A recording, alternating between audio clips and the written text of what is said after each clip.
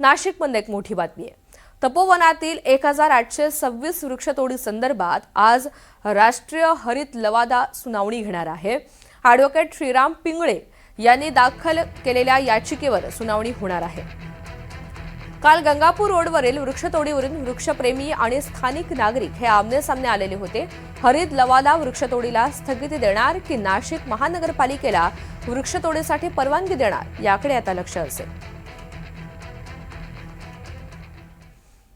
युद्धजन्य परिस्थितीमुळे प्लास्टिक उद्योगाला मोठा फटका बसलाय। आखाती देशांमधून येणाऱ्या कच्च्या मालाची आयात रखडली आहे।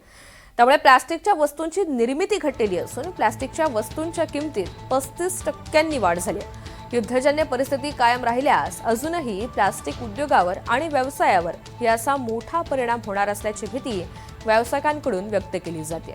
त्यामुळे प्लास्टिक व्यावसायिकांची चिंता आता वाढलेली आहे। या सगळ्याबाबत आढावा घेतलेला आहे आणि व्यावसायिकांसोबत संवाद साधलेला आहे आमचे प्रतिनिधी मंगेश जोशी यांनी। आखाती देशांमध्ये सुरू असलेल्या युद्धजन्य परिस्थितीचा परिणाम जो आहे हा अनेक उद्योग व्यवसायांवरती पाहायला मिळते आहे। कृषी क्षेत्रापासून तो उद्योजकांपर्यंत खरं तर याचा मोठा फटका जो आहे हा बसल्याचं पाहायला मिळते आहे। कारण आयात निर्यात जी आहे ती मोठ्या प्रमाणात रखडल्याने अनेक उद्योग व्यवसायावर याचा परिणाम झाला आहे। असाच आता प्लॅस्टिक उद्योगावर देखील याचा मोठा परिणाम झाला असून आपल्यासोबत खरं तर प्लॅस्टिक व्यावसायिक आहेत। त्याचा काय सांगणार युद्धजन्य परिस्थितीमुळे जे आहे मोठा परिणाम जो आहे तो प्लॅस्टिक उद्योगावर देखील पाहायला मिळतो। काय नेमकी स्थिती आहे? सध्याच्या परिस्थितीमध्ये कंपन्यांना रॉ मटेरियल सप्लाय नसल्यामुळे मालाचा तुटवडा जाणवतो आहे। त्या हिशोबाने माल कमी पुरवठा होतो आहे। आम्हालासुद्धा कमी प्रमाणात माल मिळाला जातो आहे। जी ऑर्डर दिल्यानंतर 1 वीकमध्ये माल मिळत होता, 1 आठवड्यात माल येऊन जायचा, तीच सध्याची परिस्थिती 1 ते 1.5 महिन्यापर्यंत तो माल यायला वेळ लागून जातो आहे।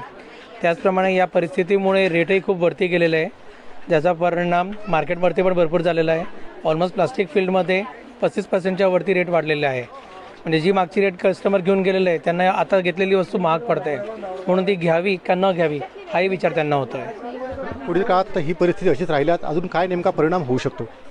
मार्केट अजून डाऊन जाईल, रेट अजून वाढतील, परिस्थिती अजून नाजूक होऊन जाईल, व्यापाऱ्यांवर मोठा परिणाम येतील। त्याचप्रमाणे किती जण याच्यामध्ये सर्व्हाइव्ह करू शकता ही मोठी गोष्ट पाहिल्यासारखी राहील। निश्चितच खरं तर प्लॅस्टिक जी आहे ही गोष्ट आता सर्वांच्या जीवनावश्यक वस्तू बनलेली आहे। घराघरात प्लॅस्टिकच्या विविध वस्तू देखील पाहायला मिळतात।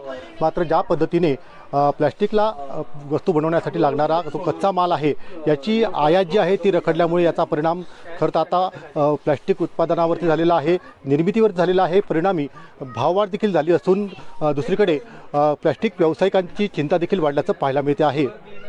मंगेश जोशी, NDTV मराठी, जळगाव।